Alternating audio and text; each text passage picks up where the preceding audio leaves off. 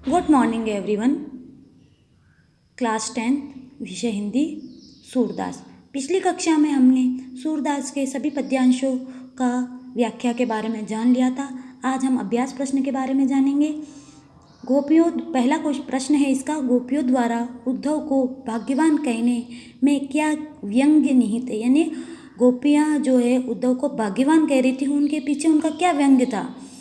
तो देखिए क्या कह रही थी गोपियाँ। गोपियों द्वारा, जैसा कि हमने पद्यांश 1 में पढ़ा था, गोपियों द्वारा उद्धव को भाग्यवान कहने में निहित व्यंग्य है कि उद्धव वास्तव में भाग्यवान न होकर अति भाग्यहीन है। क्यों है वो?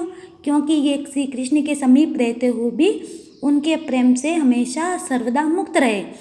और श्री कृष्ण के प्रति कैसे उनके हृदय में, गोपियों का कहना है कि श्री कृष्ण के पास में रह के कैसे उनके हृदय में कृष्ण के प्रति अनुराग उत्पन्न नहीं हुआ। अर्थात गोपियों के कहने का मतलब ये है कि कृष्ण के साथ कोई व्यक्ति एक क्षण भी व्यतीत कर ले तो वह कृष्णमय हो जाता है, कृष्ण के प्रेम में डूब जाता है। वे प्रेम की सुखद अनुभूति से पूर्णता, और जो उद्धव है ना, वो कृष्ण की प्रेम की अनुभूति से पूर्णता विहीन है। प्रश्न नंबर हमारा 2, उद्धव के व्यवहार की तुलना किस किस से की गई है। तो देखिए गोपियों ने विभिन्न उदाहरणों के माध्यम से उद्धव की उसकी तुलना करी थी। देखिए गोपियों ने पहले क्या कहा, गोपियों ने उद्धव के व्यवहार की तुलना कमल के पत्ते से की थी, जो नदी के जल में रहते हुए भी ये कैसा रह जाता है, जल के ऊपरी सतह पर ही रह जाता है, यानी पानी में बिल्कुल भी गीला नहीं होता है। अर्थात जल में रहते हुए भी जल का उस पर कोई प्रभाव नहीं पड़ता है। उसी प्रकार कृष्ण का सामीप्य पाकर भी उद्धव पर उनके प्रेम का कोई प्रभाव नहीं पड़ता है।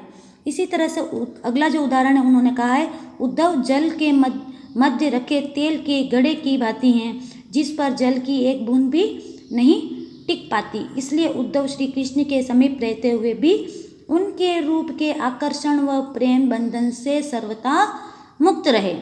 अब अगला उदाहरण गोपियाँ देती हैं, उद्धव ने गोपियों का योग संदेश दिया। वह योग संदेश कड़वी ककड़ी के समान प्रतीत होता है। जिस प्रकार कड़वी ककड़ी को खाया नहीं जा सकता, उसी प्रकार योग संदेश गोपियों के लिए अरुचिकर है। प्रश्न नंबर 3, गोपियों ने किन किन उदाहरणों के माध्यम से उद्धव को उल्हाने दिए।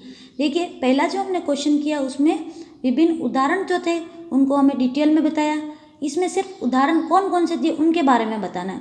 तो गोपियों ने कमल के पत्ते व तेल की मटकी, प्रेम की नदी आदि उदाहरणों के माध्यम से उद्धव को उल्हाने दिए। प्रेम रूपी नदी में पांव डुबाकर भी उद्धव प्रभाव रहित रहे, यानी से कृष्ण के पास रहकर भी, जो कि कृष्ण जो है प्रेम के भंडार हैं, उनके पास रहकर भी उनसे प्रभावित नहीं हो पाए, उनके प्रेम को नहीं पा सके। श्री कृष्ण के सानिध्य में रहते हुए भी वे श्री कृष्ण के प्रेम से सर्वथा मुक्त रहे। इन उदाहरणों के द्वारा जो गोपियों ने उनको उल्हाने दिए। अब अति लघुत्रात्मक प्रश्न, जैसा कि मैंने चैप्टर में आपको पढ़ाया है, आपको स्वयं को अपनी कॉपी में करना है। पहला क्वेश्चन है आपका, गोपियों ने कृष्ण को अपने लिए हारिल की लकड़ी क्यों बताया है। पढ़ा दिया है मैंने, हारिल एक प्रकार का पक्षी है, आगे आपको स्वयं करना है। दूसरा क्वेश्चन है आपका, उद्धव गोपियों को किसकी शिक्षा या ज्ञान दे रहे थे। यानी जो कृष्ण ने जो संदेश भेजा था गोपियों के लिए, उसमें उद्धव कौन सा ज्ञान दे रहे थे उनको, गोपियों को, वो लिखना है। तीसरा है, जिनके मन चक्री कथन में गोपियों ने किस प्रकार का व्यंग्य किया है। चौथा प्रश्न है आपका, गोपियों ने उद्धव से क्या अनुरोध किया।